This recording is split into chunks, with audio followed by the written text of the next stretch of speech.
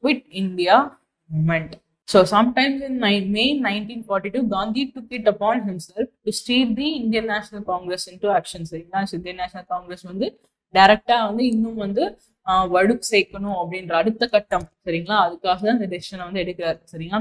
So to launch a mass struggle சரிங்களா, however met with a reservation from C. Rajaji as much as from Nehru. இருந்தாலும் இவங்க ரெண்டு பேருமே தயங்குறாங்க சரிங்களா, ஒரு மாஸ் ஸ்ட்ரகிள் அப்படின்றது பாசிபிளா அப்படின்றது சரிங்களா.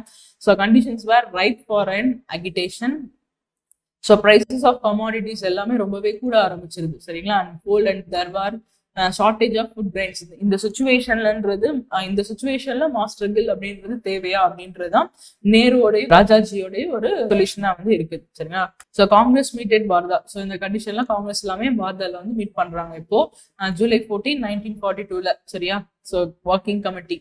So the meeting resolved to launch a mass civil disobedience அப்படின்றது அடுத்த ஸ்டெப்.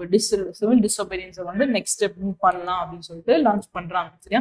சி ராஜாஜி அண்ட் புலாபாய் Desai who had reservation against launching சரியா, இதெல்லாம் இதுக்கு எதிராக வந்து என்ன பண்றாங்க அப்படின்னா ரிசைன் பண்ணிடுறாங்க. காங்கிரஸ் கமிட்டி ஒர்க்கிங் கமிட்டில இருந்து ரிசைன் பண்ணிட்டு வெளில வராங்க சரியா.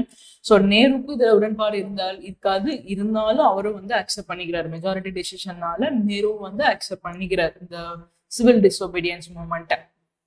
ஸோ அதுக்கடுத்து காந்தி என்ன பண்றாரு, so the fertility that marked the grips mission had turned both Gandhi and Nehru sore with the British than any time in the past. So என்ன எக்ஸ்பிரஸ் பண்றாரு, so do or die, leave India to God, கடவுள் கிட்ட விட்டுருங்க அப்படின்னு சொல்றாரு. Two or tie அப்படின்றது சொல்லிடுறாரு. கால் upon Mahatma Gandhi called upon the people to do or die and called the moment he launched it from there is a fight to finish சரிங்களா. So செய்யணும் இல்லைன்னா செத்து முடியணும், டேரக்டா ஃபைட் டு ஃபினிஷ், முடிக்கிறதுக்கு ஃபைட் பண்ண ஸ்டார்ட் பண்ணும் அப்படின்னு சொல்லி டேரக்டாக பண்ணிடுறாரு call upon. So this is quit India movement சரியா. The colonial government did not wait.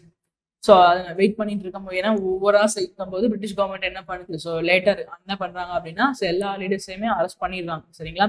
So early மார்னிங்கா arrest பண்ணிடுறாங்க 9 August 1942. So the Indian people do did not wait சரிங்களா. அவங்களாலே வெயிட் பண்ண முடியல, என்ன பண்றாங்க டைரக்டா என்ன பண்றாங்க, இமீடியட் ரெஸ்பான்ஸ் ப்ரீடான் அரெஸ்ட் வாஸ் ஹர்தால். நிறைய இடத்துல ஹர்தால் நடக்குது, மறியல் நடக்குது, போராட்டங்கள் நடக்குது சரியா. Almost all the towns where the people clashed violently with the police சரியா. போலீஸோட நிறைய பேர் சண்டை போடுறாங்க. Industrial workers across India went to சரியா, நிறைய இண்டஸ்ட்ரியல் ஒர்க்கர்ஸும் வந்து ஸ்ட்ரைக்ல வந்துடுறாங்க. ஸோ டாடா ஸ்டீல் ஜாம்ஷெட்பூர்ல இருக்குல்ல, அவங்க என்ன பண்ணிடுறாங்க, க்ளோஸ் பண்ணிடுறாங்க. ஸ்டில் ஒர்க்கிங் 13 days அவங்களும் வந்து தன்னோட போராட்டங்களை வந்து வெளிப்படுத்துறாங்க.